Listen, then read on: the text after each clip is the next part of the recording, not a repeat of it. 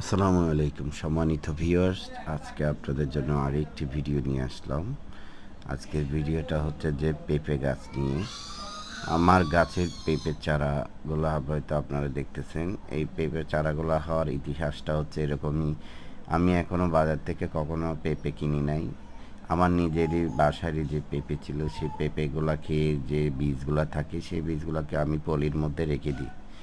এখান থেকে আমার প্রতিবারই পেঁপে গাছ জন্মায়, বীজ হয়, চারা হয়, এবং আমি সেখান থেকে এগুলার প্রতিস্থাপন করি বিভিন্ন জায়গাতে। তদ্রূপ এবারও আমি আবার নতুন করে বীজ সংগ্রহ করে আমার যে পেঁপে থেকে, পাকা পেঁপে থেকে, সেখান বীজগুলাকে আমি আবারও পলিতে রেখে বীজগুলা থেকে আবার চারা হয়েছে এবং চারাগুলো উপযুক্ত হয়েছে বিভিন্ন জায়গায় লাগানোর জন্য। তো এভাবে আপনারা চাইলে আমার মতো এই নিজেরা খাওয়ার যে বীজগুলো আছে সেগুলোকে শুকিয়ে বিভিন্ন পলিতে রেখে আপনারা চারা সংগ্রহ করতে পারেন।